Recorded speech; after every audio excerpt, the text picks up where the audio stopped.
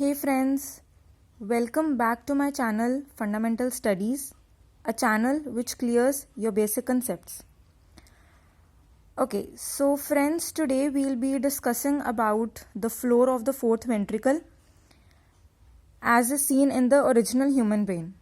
So before watching this video, I would want you to please do watch the video on the theoretical part of the floor of the fourth ventricle, whose link has been provided in the description below. So let's begin with studying the specimen. Okay, so first of all, this is the floor of the fourth ventricle, as is very clearly appreciated from its shape that it is roughly diamond shaped. So thus it has been termed as the rhomboidal fossa, right? Okay.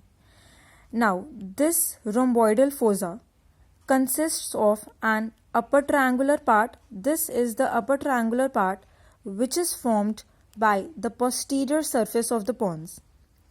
This is the lower triangular part, this one. This is the lower triangular part which is formed by the upper open part of the posterior surface of the medulla oblongata. Okay. Next, this one's the intermediate part, and this intermediate part lies at the junction of the pons above and medulla below, right? Okay. Next, over here you are very clearly able to appreciate a line, and this is the median sulcus separating the floor of the fourth ventricle into two halves. Okay. Besides these features, you can also appreciate the cut surface of the two cerebral hemispheres with the arbor vitae representing the tree of life. Here is the arbor vitae and here is the arbor vitae. Next, over here above you can see four pairs of swellings termed as corpora quadrigemina, which is formed by the superior colliculi and the inferior colliculi. So the pair of swellings which you can see above, these two, this is referred to as the superior colliculi, while the swellings which you can see on the lower part are the inferior colliculi. Okay, and this forms the part of the midbrain. Next, coming below, this is the medulla oblongata. Okay, and this medulla oblongata has two parts. This one is the upper open part, while the lower one is the closed part.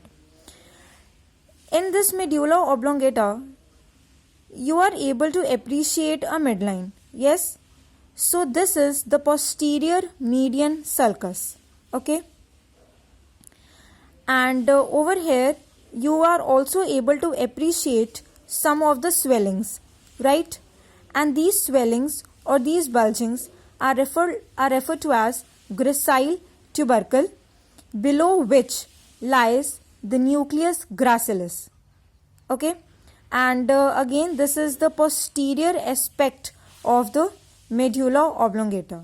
Okay, so this was all about the floor of the fourth ventricle, which you can very clearly see is diamond shaped, so thus has been termed as rhomboidal fossa.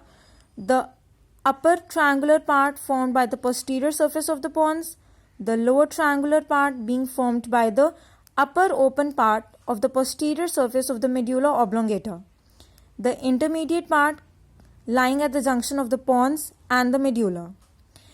Next, a midline is seen over here called as median sulcus, dividing the floor of the fourth ventricle into right and the left halves.